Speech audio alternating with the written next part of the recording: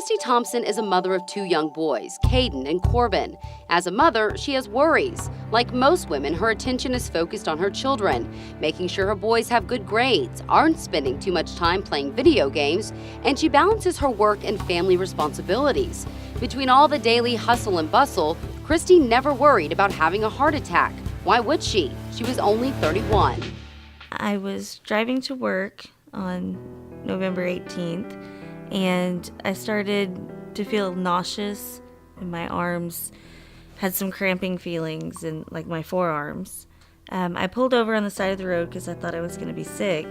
I got out of the car to cool off. It was burning up, and I thought maybe, just heat.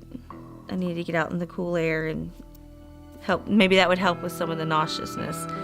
And I got back in the car, and I couldn't. The pain was worse. It just felt like a ton of weight on my chest and burning. Like I had a really, really high fever. I couldn't focus. And so my boyfriend, Justin, actually decided that he was going to drive me to the hospital. And so we got to Northwest Hospital and explained to them what was going on. They hooked me up, did EKGs, and just laying down made the nauseousness worse. And I couldn't hold still, so they had to try to run the test again. And the second time was when the nurses in the first waiting area there got pretty serious. They got worried and rushed me back to an ER room. And really, I remember the room being swarmed with nurses putting IVs in. They put nitrate under my tongue. They took an x-ray of my chest. And that was when Dr. Loyo came in and said that I needed to get to the cath lab immediately. Kristi was having a massive heart attack.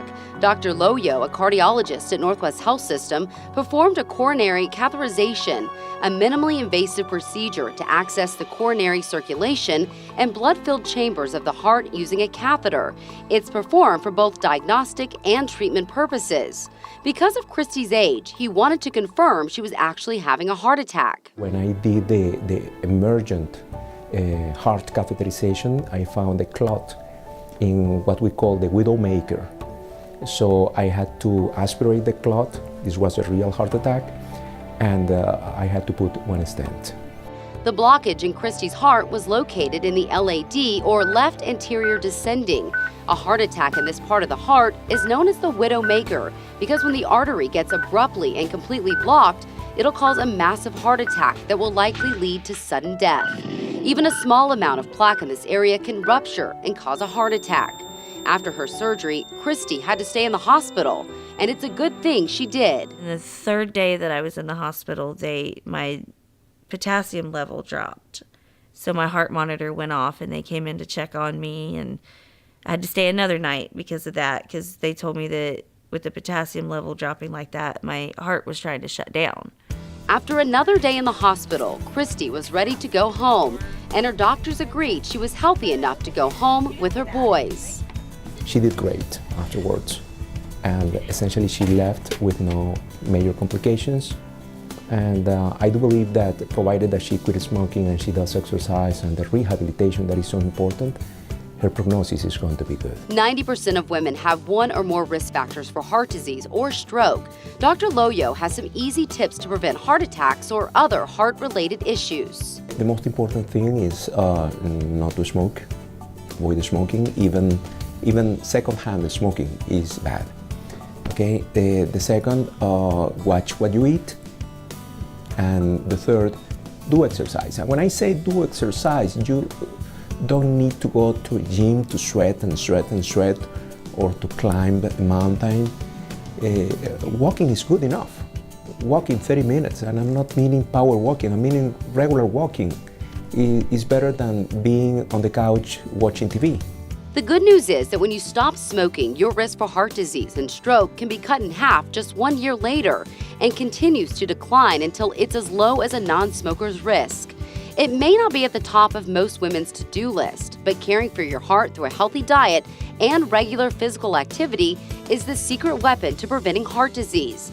The power lies with real changes to your lifestyle, which can reduce the risk of heart disease by as much as 80%. Knowing your family's health history is also important. My mother had had a heart attack. I'm not sure at what age. I was younger or living with my dad and didn't know about it. My grandmother on my mother's side actually died of congestive heart failure.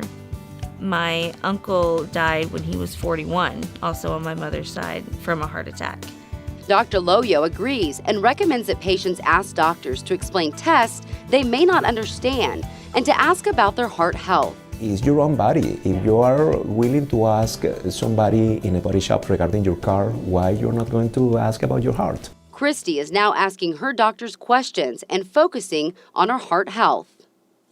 I plan to be here a while, for my family now. So I've made the changes that we've made, with the doctors so far, and then anything else any other program they want to put me on, anything like that, I'll be sure to do it, just to make sure that I'm going to be here. I want to be there, when my kids get married. Supporting the American Heart Association makes more successful stories like Kristi's possible. The American Heart Association is a leader in research, and it's through research in which we know essentially what is the best for the patient. So scientists, they do their advances in big universities, not necessarily here, but we, the regular doctors that see patients in the community, are the ones who applied the science.